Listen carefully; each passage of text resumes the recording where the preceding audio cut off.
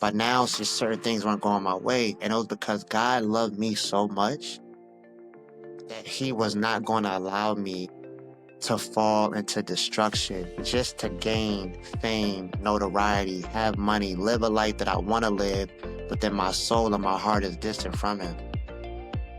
I have people still ask me to this day, how have you never gotten an NBA workout? Like, how did that happen? Especially at that time, how I was playing, how I was good.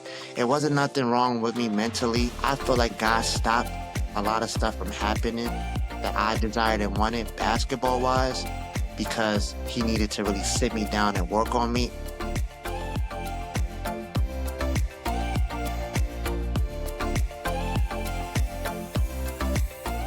Well, Anthony, a very special welcome to the Sowers podcast. It's great to have you with us today. Thanks for having me, man. I'm glad to be here. Anthony, I'd love for you to jump in, sharing with us a bit about your story and your background as a pro athlete, and then how your faith has shaped and impacted your life both on and off the basketball court. All right, man. Where do I begin? I guess I'll just start by saying that, man, I grew up in Maryland with two great parents, that are pastors, had three sisters. I'm the oldest as well. Okay. So, I had a lot of responsibility, just being an example and being a big brother. And I got started in basketball very early. Michael Jordan was my dad's favorite player. And Okay. when I hit 2, 3 years old, I had the Fisher Price and I was doing the same. So I loved basketball then.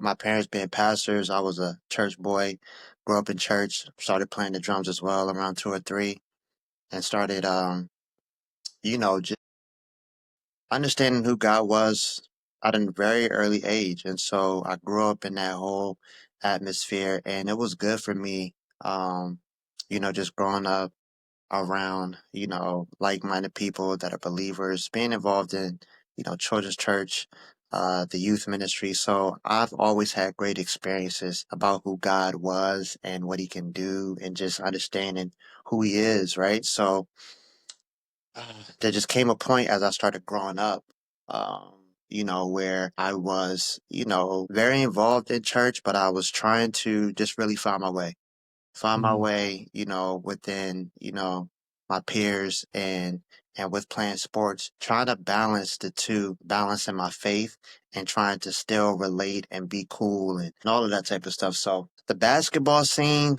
is where a lot of things started to happen for me as I was growing up. And because of that, it put me in a lot of different environments. I played on a lot of travel AAU teams in Maryland, and I started to get really, really good. And alongside all of that, I was also doing music. So it's just kind of funny, I know we'll get to it later on the podcast, but everything that I'm doing now is what I was doing back then. mm, And it was on just a very basic level. So when I started getting good at basketball, my parents just decided that okay, let's take it seriously and let's make a move. So we moved from Maryland to Florida when I was around 16. And once that happened, a lot of doors opened up for me because Maryland area was very saturated. Around okay. my era, 2006, 2007, a lot of great NBA players came around. So anybody that likes basketball, Kevin Durant, Michael Beasley, uh, so many others I can name. I was around that era, so moving to Florida gave me the ability to really hone in on my skills, but be like a big fish in a small pond. So things were able to blow up for me. But with that, again, um, I was so aware of what God was trying to do in my life, using basketball as a tool. And I had my struggles and things that was coming, my way, and I had to just really figure out, how to focus in and try to accomplish some of my goals. And I was to go D1, right? Mm, So I went from one year having zero scholarships to going into my senior year, I had about 50 to 60 scholarship offers. And and I just really trusted God in that. I knew I wasn't participating in a lot of um, school functions and activities that, most kids would want to be a part of, like going to parties Hmm. and just hanging out and doing stuff like that. One, because my parents wasn't taking that. They Hmm. trying to keep me, under a good hub and protection, right? But then two, I realized let me just focus and try to, make sure I could reach this goal. And so it paid off by those things happening with the scholarships. And I eventually went off to Temple University, but that's where everything changed for me. And so I can say that's really where the story begins and just my faith journey because now, once I got to college, I had really had to know God for myself. I had been Hmm. baptized, I've seen God do great things in my life. I Yeah. knew how good He was. But when I got to college, is really when my faith got tested and I had to really, figure out if I was going to live for Him or not. And so tell us a little bit about that journey and that process. Was there a moment? Was it a period of time where you were really like, okay, God, I had this faith of my background growing up, but now, okay, I'm really going to commit my life to following you wholeheartedly. Man, so it was, as I think about it, now and as I reflect, I realized that I was still a baby Christian. I was immature. Although I grew up in church, I had parents that were pastors. I was sheltered, and Mm, that could be good and it could be bad depending on how you look at it. Because I had made sure I was always around believers and young people that were like me, that could relate to me. Like I didn't have to deal with getting in arguments or battling with people that didn't understand the walk, right? Like I didn't have to worry about that. So when I got to college, now I'm on my own, right? You gotta now find your group, you gotta find your niche. And playing basketball at that, I was like a 3, 4 star recruit. And so I came in, there was a lot of high expectations the first year. And with my team at Temple at the time, there was already they already had a solid team. Like we had a lot of juniors and seniors, but it was just a lot of hype because Temple was starting to recruit a lot of better players. Um, during that time.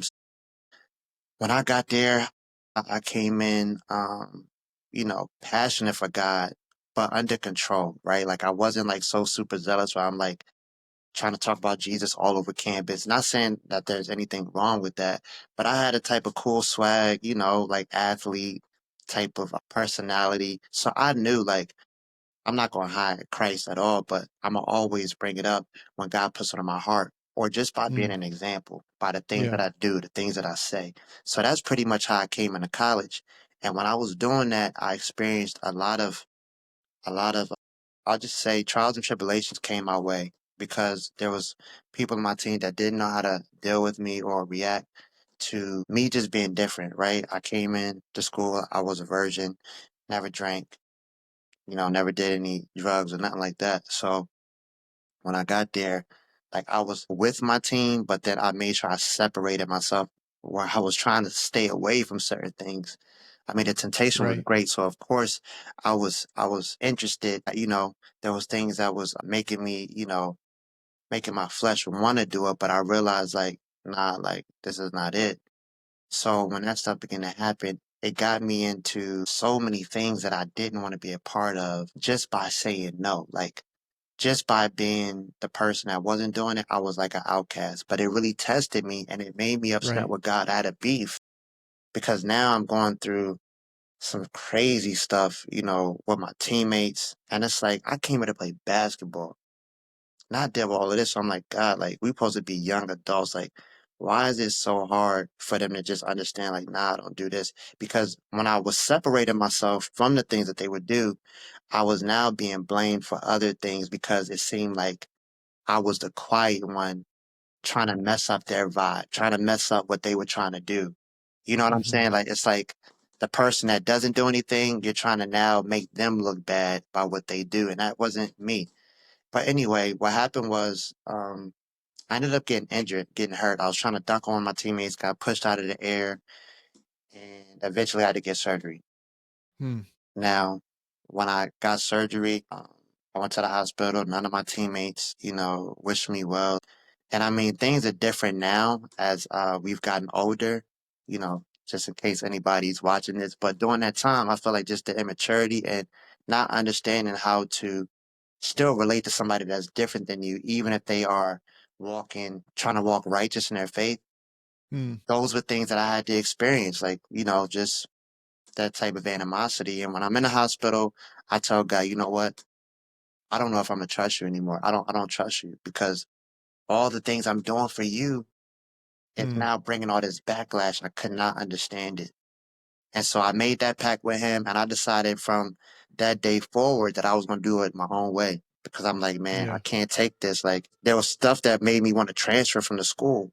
I didn't do that. And I realized all of this was happening because of how much I was just trying to be an example for Christ. So the devil was fighting me hard and using people, right? Using people to test my faith. Like, I'm calling my parents constantly. I'm just like, bro, like, I can't do this Mhm, while I'm playing basketball, right? So I could have easily compromised early on, which I didn't.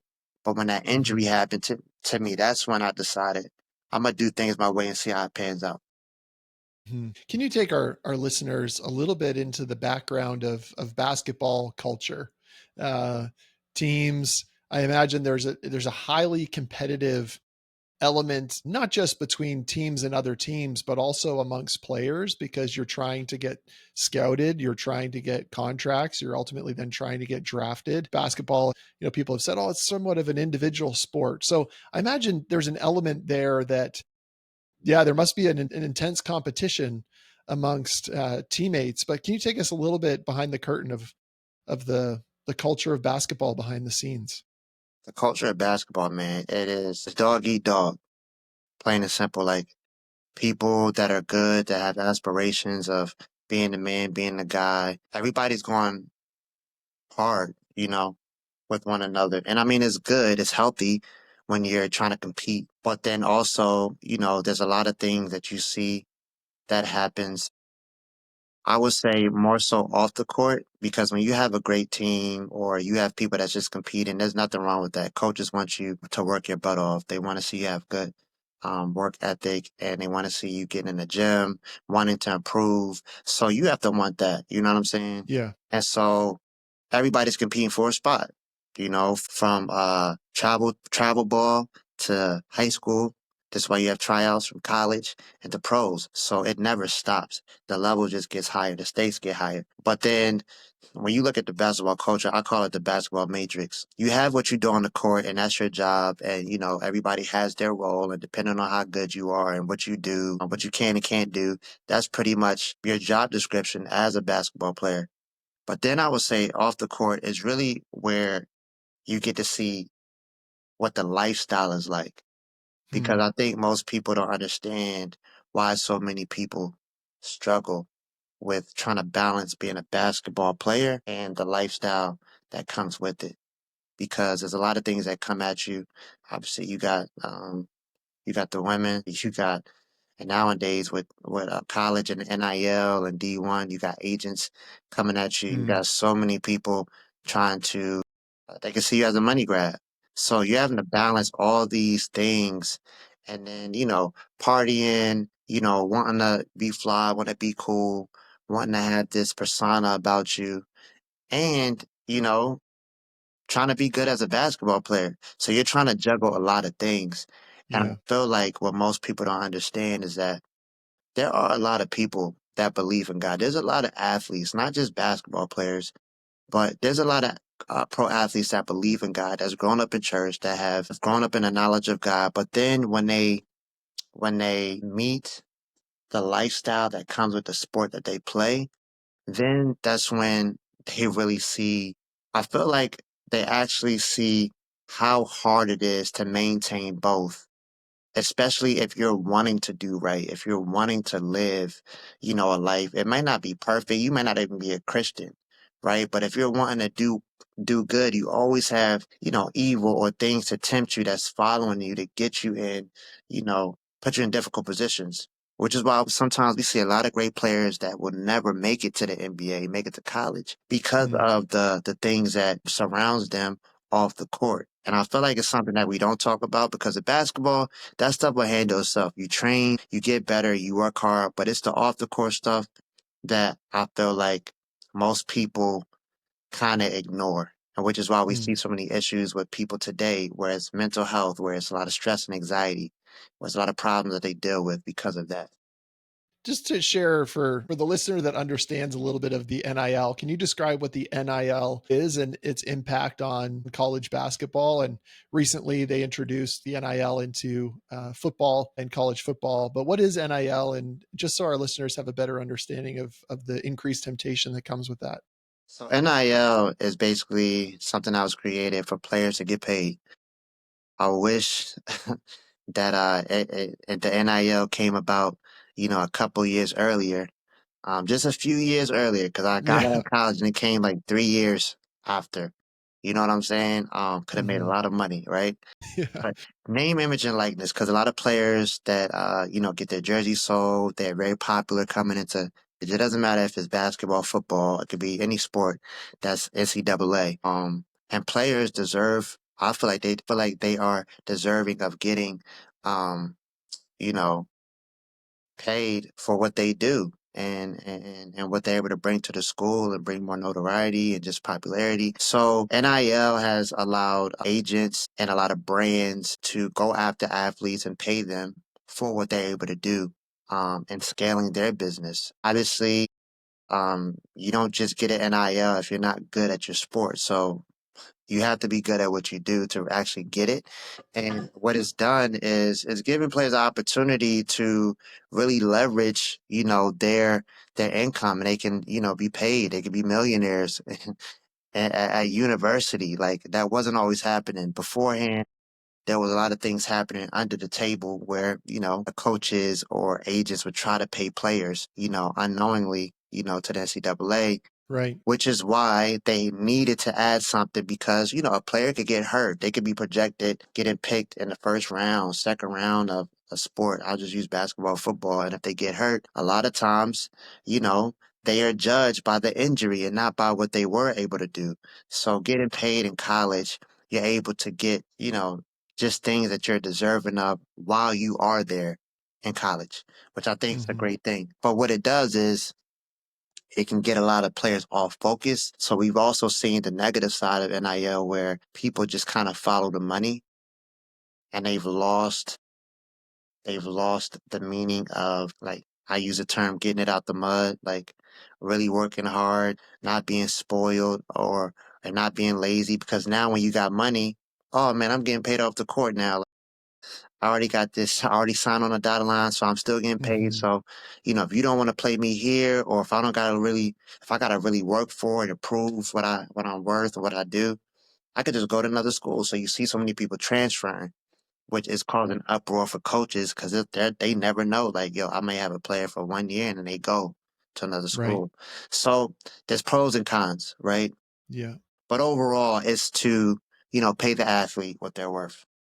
And in all of that, I mean, as you're sharing, so much comes to my own mind about, again, as you talked about earlier, the temptations that naturally introduces, both around fame, around money, around notoriety, shoe deals, all these sorts of things. Everyone's wanting the shoe deal. How have you, over the years, kept Christ at the center, and how has He helped you through it all? And anticipating, I'm not anticipating perfection, but what has been the journey? It's a great question, man, because it's a part of my testimony. How do you keep Christ in the center? Well, first of all, you have to make Jesus Christ your Lord. Like you're wanting to please him, you're wanting to do right. And not just do right so he can bless you, and open up a door and opportunity and you try to get right for a couple of weeks or a month or whatever, how long it is. No, it's a lifestyle, it's surrendering to him. And I had to find out the hard way because my story, I'll just go back to college. Once I decided to do things my own way, I expected a lot of bad things to happen because I was purposely trying to live the way I wanted to live. Like I wasn't trying to please God. I would, here and there, like still go to church and I would talk to God. But in terms of things that was coming my way, now I was allowing like, okay, I had girls that liked me and I had opportunities to now do whatever I wanted to do. I was taking it. I went to the parties, I was drinking, I was doing all those things. And now when I started to do it, I saw I was getting accepted by my teammates. from how I was, from how things were before, where it was just like, oh man, and like, nah, he's corny, he's this, he's that, because I'm not doing what they're doing. Now I am. It's like, oh man, like we got him type of thing. When I first started to drink, it was a big celebration. It was like, I remember like it was yesterday. Like I decided to drink Ciroc for the first time. All the players came over to the dorm room, like, Ann's drinking, and I knew in my mind there that, you know what, I was doing something right the whole time and they got me. But I realized, you know what, I'm not going back because God, I felt Mm. like you failed me. When I was doing things right, all this stuff happening to me, and I didn't realize, what James 1, 2, verse 4 says, where it says, dear brothers and sisters, whenever trials and tribulations come, right, have joy. And he wants you to get through it with perseverance, right? Knowing that Mm. you can stand the test. I didn't try to follow any of those things. So as I continue to do wrong, like now I'm playing well. I'm getting along with my teammates. I'm now one of the leading guys on my team where I'm getting recognized for, being one of the go-to players, like the third or fourth option, but I was a big centerpiece because I was playing center. So now I hit a game win in college. I had a big game versus Duke. Any Duke Blue Devils out there know, like Yep. 2012, you know what I'm saying, when we played them. All the fans rushed to the court. We beat Syracuse in the Madison Square Garden. Like I had a crazy game there, and stuff was elevating in my life Yeah. on the court. But off the court, I knew I was doing wrong. So I was Mm. deceiving myself the whole time because I felt like, you know what? If I'm gonna live this life, I'm gonna live it all the way. And you know what, God? If you want to stop it, if I'm really doing something wrong, you'll stop it. And so he didn't stop it for like 3 years. So I'm continuing. So now I'm looking at NBA aspirations because now I got scouts coming to my practices, and things like that. And so I was just going along for the ride, neglecting what my real purpose was. So when we talk about being an example for Christ, I think people knew it was something different about me, but still they knew I was participating in everything. So I was very much being a heathen. The times where I felt like, okay, I could talk about Christ, I would, but then around certain people, I wouldn't because I knew I was a hypocrite. I knew I couldn't really talk to my teammates anymore about what Christ is Mm. doing in my life because I'm doing what they're doing, you know? Right. And so basically what happened was I went from Temple and my last year, I decided to transfer to Ohio State, OHIO, right? Mm. And man, they recruited me. That recruiting process was insane. It was bananas. Like I can't even tell you. Like if we had enough time, I can go through the stuff that happened. But just getting recruited there, they put out the red carpet for me. And I was like the biggest transfer, fifth year transfer at that time because I was one of the top big men in the country. So I had so many people coming after me, how they recruited me, all the different teams, flying in from different places, coming in at Maybachs, showing up in my dorm at 12 a.m., sneaking into my Temple Owls arena. We talking about coaches now, because this is how crazy the Wow. recruiting process gets when they want you. But I felt like I was so on my high horse. I ex got out of the decision of where to go. I had scouts looking at me. I had different agents talking to me. And I'm like, you know what? I didn't got this far without God. I know I could. I'm right here. This is my last year. I just want to make it to the NBA now. When I got to Ohio State, everything came crashing down.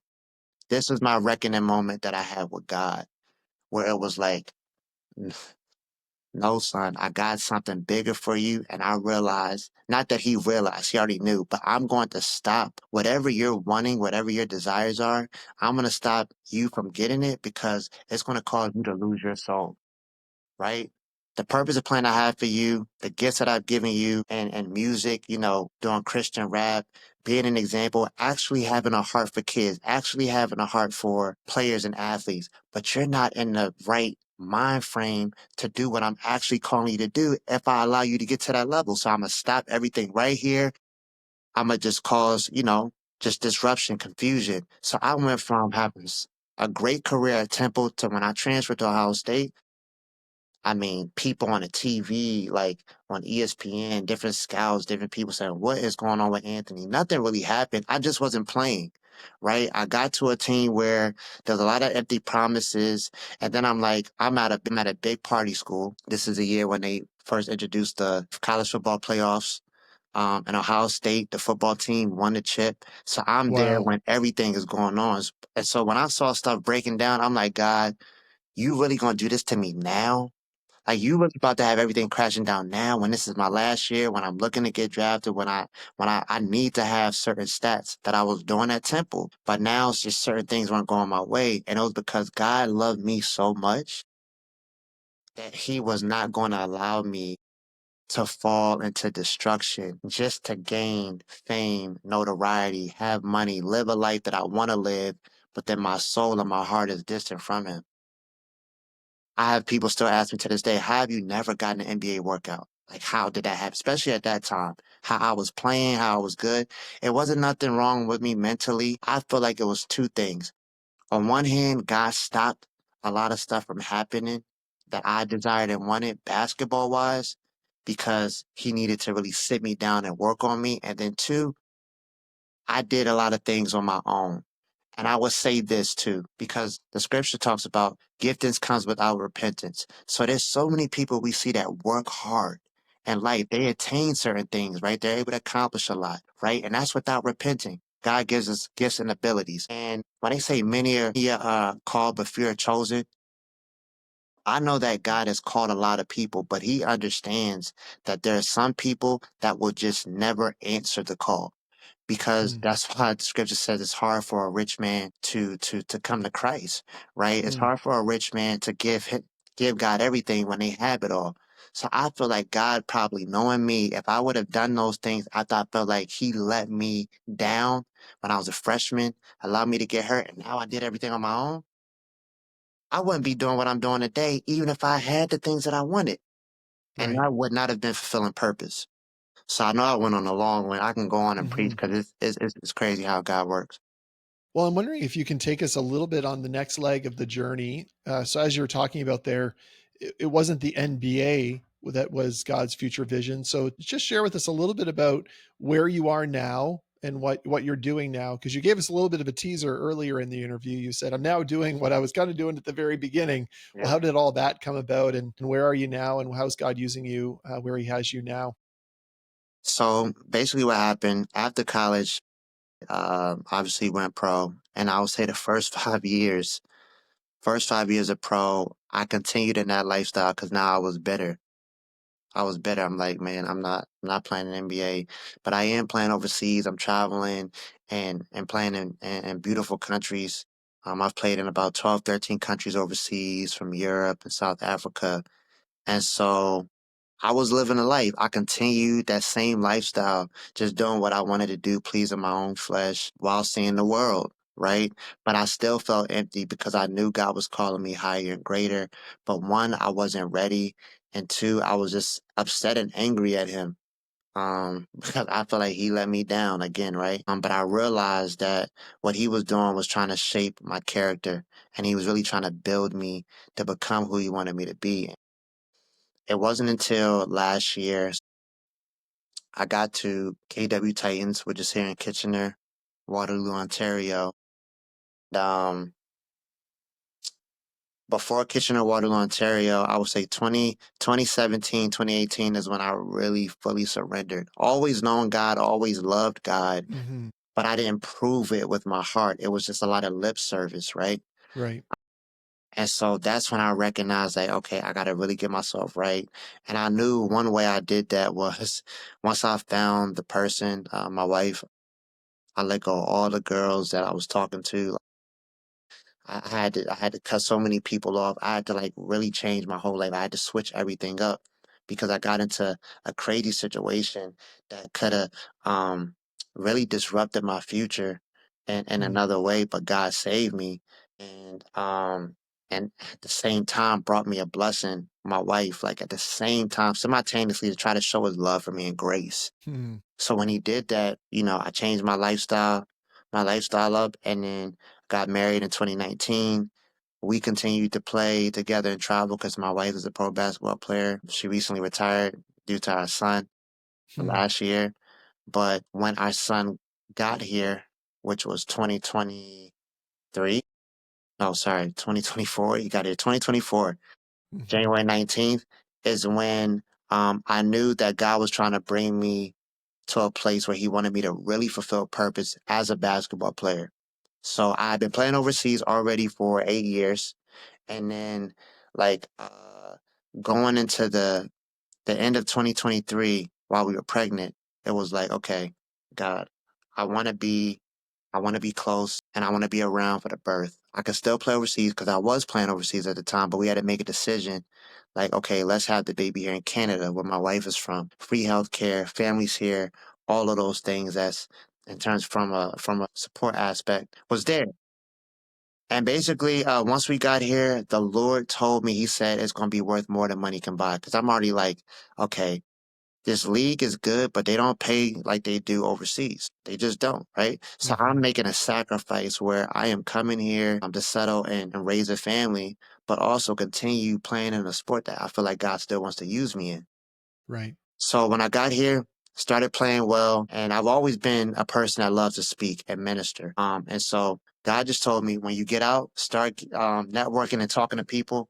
And so last year was really a breakthrough point for me where all the things that I've kind of done sporadically over the years, even though I may have been a hypocrite and nobody knew, Mm. like I was talking about God on stages or whatever, kind of living a double life. God pretty much redeemed the time and allowed me to do what I'm doing now to begin to develop here in this area of Canada. Who would have thought? Who would have knew? I'm not from Canada. I'm from America. I'm from Florida. And with me playing overseas, I knew that, there's language barriers. So some countries I've played in the Middle East, you can't really talk about God. And then it's, to really settle in and do the work that you really want to do, it's Yeah. like God opened the door of Canada to be the place. And so it's just amazing how he works. And so I was able to get on the radio. I did Faith and Family Night last year for the first time at the KW Titans Arena. A great turnout. I talked about my testimony. And then I came back this year and I'm playing now currently with the KW Titans and I did it again. But God has done so much within the last year. We talking about him opening up doors for me to go speak, for me to go rap and minister Hmm. because he allowed music to come back again. Music, which was I thought was pretty much dead and dormant. I've gotten connected with a couple of good producers, and now I've been creating music, and now I'm looking at doing something that I feel like is going to be big for Ontario and anybody across the region that's and with dealing with Christian organizations. This is my plug too, by the way. Christian Yeah. organizations, people that love the youth, the young people, young adults. I've started something called Light Up the City, which pretty much is something that God gave me last summer to do. And I've completed 2 full concerts where he's allowed me to drop a lot of music, invite different artists with me, and go to different cities to light up the city and do it in a fun, innovative way where people are excited about being a Christian, excited about loving God. But you're gonna hear some worship, praise and worship music, and Mm. also Christian rap, but other various things that happen, and we get to have a good time in God. You know what I'm saying? I realized that being in this area, he wanted to use me to spark a passionate fire. And not saying that there aren't churches here that don't have that. But I think with Hmm. me being an athlete, me having that presence about me, and young people, young adults being drawn to that, but then also seeing this person as a pro athlete and as a Christian, he does music and he reps God like this. Like, yeah, I want to be a part of that. I want to bring this Yeah. to my youth. I want to bring this to my young people, invite them to conferences. So God has been literally opening up doors within the last few weeks. I've been getting invited here and there to do certain things. And it's like, this is what you Mm. wanted me to do all along. Wow. I strayed away. I try to do things my own way, but you gave me the grace and mercy to now do it here. To now do it here. I thought I would never do music again. And it's like, but I've been seasoned and ready. So everything that he's flowing through me, it's like it's been inside of me. Now it's coming out. So I'm just so excited to see what he's going to do, what he's already have done. So that's where I'm at now, man. So it's good to see. Mm. Compare for me playing in Madison Square Garden to sharing your testimony and seeing someone to know Christ. Man, I feel like a trick question because if I'm keeping it, it's really I not a mean, trick. I'm sure Madison Square Garden was pretty cool. Really not a trick question. As I'm Yeah. in Madison Square Garden looking around, you hear them doing dun, dun, dun, dun, dun, just all the effect. I mean, packed out crowd, sold out. That was an unbelievable experience. But to have all of that and know that you're not really fulfilling purpose, you're just doing a job for accolades and attention, and knowing that when you can minister and lead somebody to Christ, you're winning a soul that's gonna, eventually have eternal life, that's way more satisfying to know because God wanted to use the gift he gave you to then spread the gospel. And I think that's what he's created us all for. So he gifted us for a purpose. This is my mantra. He's gifted us for a purpose to serve others. That's why he's gifted us in all these arenas and everything that we do. When we eventually come to know who Christ is, then that gift will make room for us to spread the gospel. So that's what I believe. Yeah, I appreciate you sharing that. I'm not trying to in any way say that, playing in Madison Square Garden isn't an amazing gifted experience. That There are was a lot of fun. things, there are a lot of things that I've had the opportunity to do that are really fun, but there's also, I think what you touched on there is the weight of eternal significance, which is the invitation of Christ always and the invitation to share about him with others. I'm wondering if you would, Anthony, a couple of questions I still have. One is, how can listeners pray for basketball players? I heard not long ago that basketball players are really struggling with mental health. I mean, a lot of Gen Z and young people are struggling with mental health, but as you've been talking about all the pressures and competitiveness, how can how can how can our listeners pray for young basketball players, older basketball players, and then how can, let's say there's a someone in a city who has a team like the KW Titans, how would you encourage local Christians to try to support and in any ways try to connect with the players on the team? Good question. I will say that people could just really pray for ability to understand that God controls everything. God literally controls everything. Whether we are in his will or not, he has the ability to do certain things in our life that will eventually his plan and purpose is to bring us back to him. And so when the scripture talks about I know the plans that I have for you, sometimes athletes that are trying to do so much to get seen, to get noticed, to try to reach their goals. And when they feel like they've let themselves down, they need to know that God has already planned out their future. But what he's given them the gift to do now is he wants them to work as hard as they can to try to fulfill that goal, but not allow it to be something that they make their God, where they put all their focus in on as if they don't have anything else in life to offer. Because a lot, when you talk to people, when they don't have good games or when they're not playing, they feel like life is over. Sometimes, like they feel like, what am I doing? Like I don't have purpose. Like I've grown up trying to do this game. I'm trying to make waves for myself. And so a lot of times they are stressed. They do have anxiety because they're trying to live up to certain expectations. They're trying to do things that they have already pre-planned in their mind that they were going to do. I know the scripture says that we make our plans, but God directs our steps. So if anybody that's praying for basketball players, or any athlete, praying that they will allow God to direct their steps.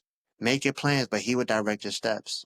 Follow your passions, follow your goals, follow your dreams, but don't be so caught up in how you want to do it that you miss out on how God is wanting to do it.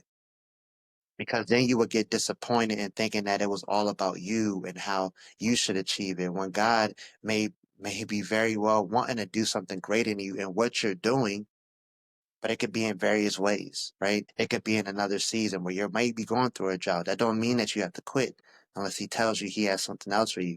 But you have to keep going, keep pushing, keep plugging away. And I'm a living example of it. Last year or this past season, I was thinking about not necessarily retiring, but if I should keep going, and if I didn't come back and play this year and use my platform of basketball, I would have missed out on all these speaking opportunities, all these things that have happened because I'm playing basketball, because I'm doing what he's gifted me. And so that's what I say people should pray for. Just as we close, what advice would you give to young athletes who want to pursue sports at a high level while also staying strong in their faith? Oh man, I would just pray for any young athlete that's want to pursue a sport that you just make sure that you are committed. You have to want it for yourself, just first and foremost. God may give you the desire, but now you have to try to be disciplined. You have to, have good work ethic. You have to want it for yourself because anything that we get in life, it doesn't just come to us like that. We have to work for it. And if we're working hard at it, then doors will open. And on top of that, if you are a person that believes in Christ and you're wanting to walk in the ways that He has set for you, now you have a whole nother job to do, which is being an example and trying to live right. You're not going to be perfect, right? You're not going to always get it right, but trying to stay on a course where you are trying to please Him. And if you don't know, and if you mess up, fall down, get back up, get Mm. back up, get around believers, get around people that care about your faith journey. And when you get around people that are not believers, be you. You don't have to be corny. You don't have to be fake, but be you. Always represent Christ with love, and He'll do the rest. He'll do the rest. And thank you so much for taking the time and joining the Sowers podcast today. Appreciate it, man. Thanks for having me.